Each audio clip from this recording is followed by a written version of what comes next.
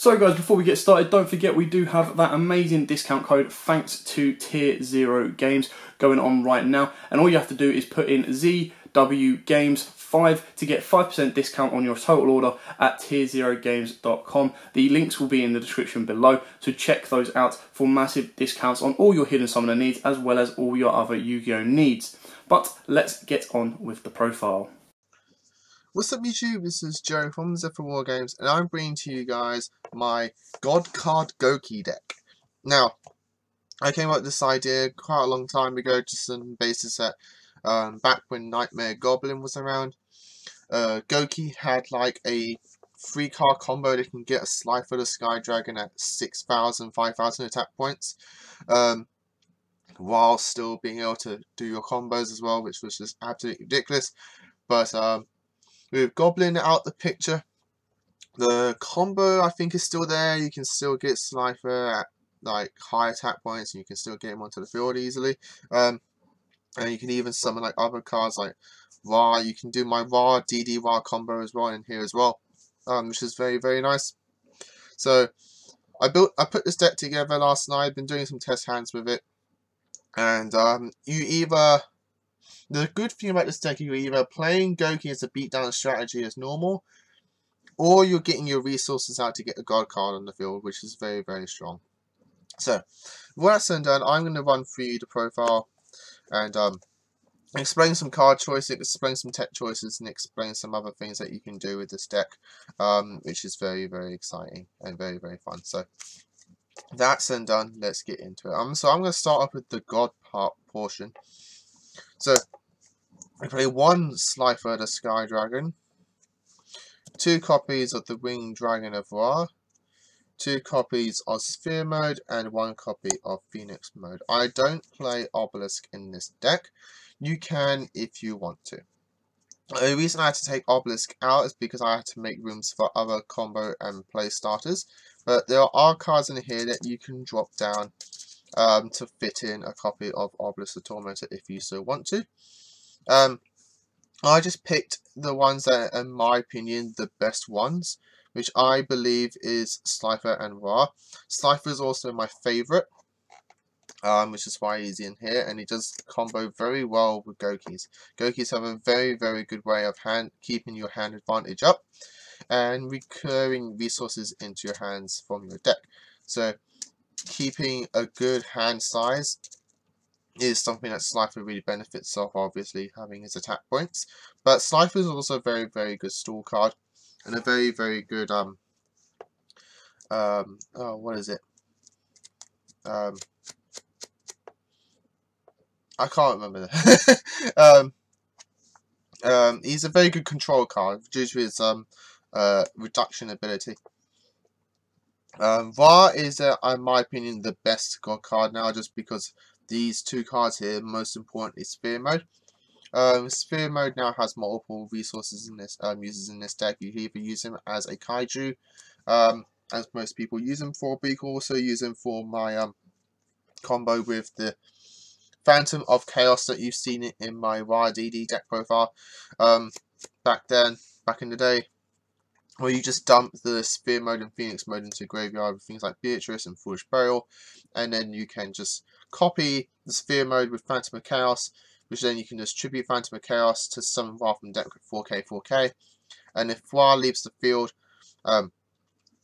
Phoenix Mode gets summoned. When Phoenix Mode leaves the field, you get a Sphere Mode back from graveyard or deck, which is why we play 2 copies.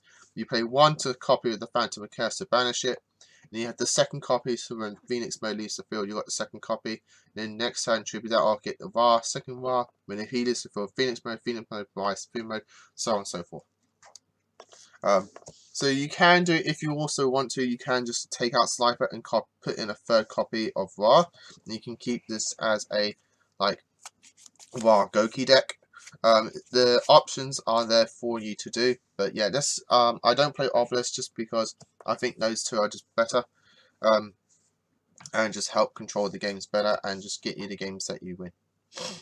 So, moving on, we play like 3 Super X. This is now the Gouki part, which you've all seen in my Gouki profiles before. 3 Super X, 3 Test Cobras. I can only fit in 1 Headbutt Bat, in this deck, but you only really need one.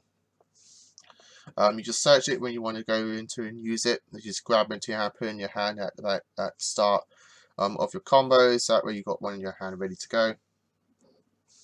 2 Octo Stretch, 1 for just general usage, and 1 for your Isolde.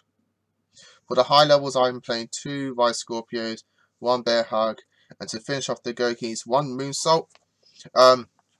You can actually make Beatrice in this deck very, very easily because these are all searchable, so you don't have to play multiple copies.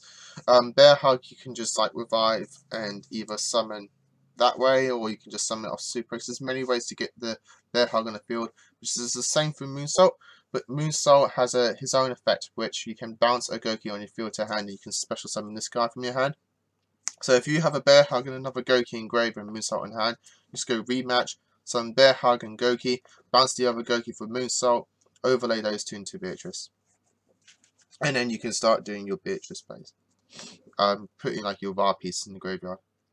To round out the monsters, I am playing the Neospace Connector engine, just because it's another easy 1-card engine that I can use to make the Isolde and help get cards out my opponent's hand traps in my opponent's hand that I just don't want to deal with.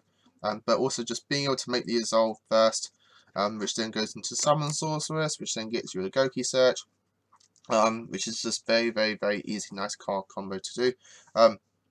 There's also other uses for the Aqua Dolphin. If you have any of the raw pieces in hand, Aqua Dolphin can start discarding them, which is the same benefits for the Nightmares in the extra deck.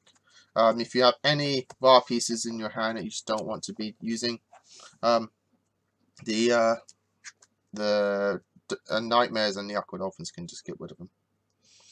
Moving on to spells, you know, guys know I always play free rematch. I just like free rematch. If your deck has the ability to double Monster Reborn, why wouldn't you max out on that and search it? So that's why I play free rematch. It's just a very, very strong card. 1 reinforcements of the army, 1 Forge Rail to dump the VAR pieces, but also dump Gokis that you need into the graveyard so you can revive them with rematch, start combos off. 1 for 1 because you do play level 1s in this deck. It's another nice way to start your combos off. I'm playing my fun techs in here, so for one of them is the Forge Burial Goods. I'll explain why that's in here later. For equips, I'm playing 1 Divine Sword Phoenix and 1 Twin Saucer Flashing Light Tourist. You guys know I like to use and abuse Warlord and Bomber Dragon. Giving them multiple attacks is just very, very powerful. Warlord can steal 2 things in the same battle phase, and Bomber can deal double burn damage for pretty much game as well. 1 Monster Reborn for more revival plays, and 2 copies of Called by the Grave. You can put 3 copies in here. You can take out my fun engine as well, which is another thing. If you want to put Obelisk in here, you can take out the Forge Burial Goods if you want to, or drop one of the Gouki rematches. I do see people playing it too. It is playable at 2. I just like the 3 copies. For traps, I'm playing 1 copy of the Phantom Knight Shade Brigade.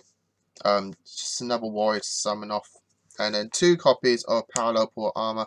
I really like this card. I think it's a very underrated card. Giving not only being able to give your monsters protection, but also the way that I like to use it is just I send it to the graveyard straight away, banish 2 links, and just use this other effect to give one of my monsters, link monsters, 2 attacks. And there's many ways you can just OTK in this deck just by using this card. And we have ways to send it to the graveyard. You either have the way that I used to do it, which is just equip to a link and then link off with it. You also have the Foolish Burial Goods, which is in this deck, and you also have ways to discard it through the Aqua Dolphin and the Nightmares. There's many ways to send this card to graveyard to get your like OTK play going. Which is why it's very, very good. I just really like it. It's a very underrated card. So with that extra main deck done, let's go on to the extra deck. So for Link 4s, I'm playing Bolo Dragon, Bomber Dragon, and Sayudra. Just very, very powerful Link 4s. These 2 are like my aces in the extra deck. But Sayudra is in here for the consistency. to help you dig into your God cards. In testing, I never came up to Sniper. It's so annoying. Just kept wanting to summon it, I just never drew into it. Even after like double Sayujo, because I had like 2 Sayujos in this section at one point. But yeah, so these are the Link 4s I play. You can play other Link 4s if you want to, but I think these are just the best ones. For the other Link 3s, now I'm playing Crusadia Acromax, Nightmare Unicorn, Gouki the Thunder Ogre, and Summon Sorceress. So, Summon Sorceress and Nightmare Unicorn are pretty much standard and obvious why you play them. The Crusadia Acromax, I think, is better in Gouki than it is in Crusadia. Gouki can summon the Spring very easily and just pump its attack points up to stupid amounts. You have strong hitters in this deck like Bear Hug and Vice Scorpio, which you can just summon back to the field and giving it like nearly 5,000 extra attack points.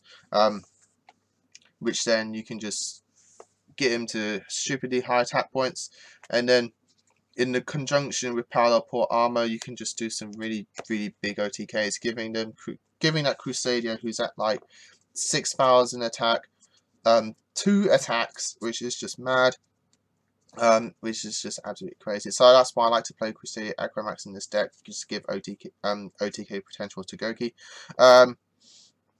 Very easily. And Gouki the Thunder Ogre, it's just another way that you can do your combos to get the god onto the field. If you've got the god in the right hand side for Cypher, or you've got the Vase in graveyard and you've got a Phantom in hand, you can use Thunder Ogre's second summon ability, extra summon ability to his own points to, and just get your god onto the field, or Phantom on the field. So that's why Thunder Ogre is in here. For Link 2s, I'm playing the 1 Isolde, the 1 Heal Ogre, the double Nightmares of Phoenix and Cerberus, and 1 Proxy Dragon. The Proxy Dragon's in here just purely on the basis of 8 points diagonal, so it's just a nice handy link to have in here. Nightmares, we all know what Nightmares in here, as well as the Isolde. The Heal Ogre is in here to help you do your Thunder Ogre combo easier. It's just really why it's in here. Link 1s, I'm playing the 1 Mermaid and the 1 Link Rebo, and as I mentioned it in the profile before, we do play Beatrice to send the wild pieces to grave. And that, guys, is the deck. I hope you all enjoyed it. Please leave your comments down below what you think of this profile, what you think of this idea. I'd like to hear your thoughts. I think the gods are amazing cards. And it is a shame that they're not used enough in the meta.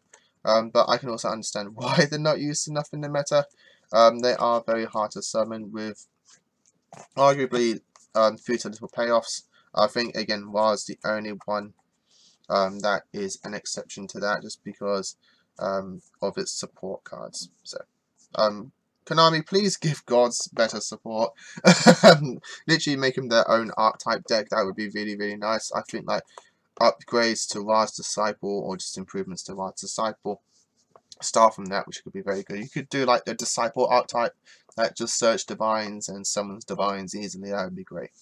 But yeah, so again, like, comment, subscribe, and until next time, guys, as always, happy dueling. What's up, YouTube? Dad here from Zephyr Wargames. Thanks for watching that video. If you liked it, please hit that big thumbs up button in the bottom corner as well. And don't forget to hit the big red subscribe button so you don't miss out on anything. Make sure you click that notification bell as well so you know every time one of our new videos goes up. Throughout the whole year of 2019, we're going to have more deck profiles, duels, and of course pack openings for you guys to watch and enjoy the entire year round. So stay tuned for more, and as always, guys, happy dueling.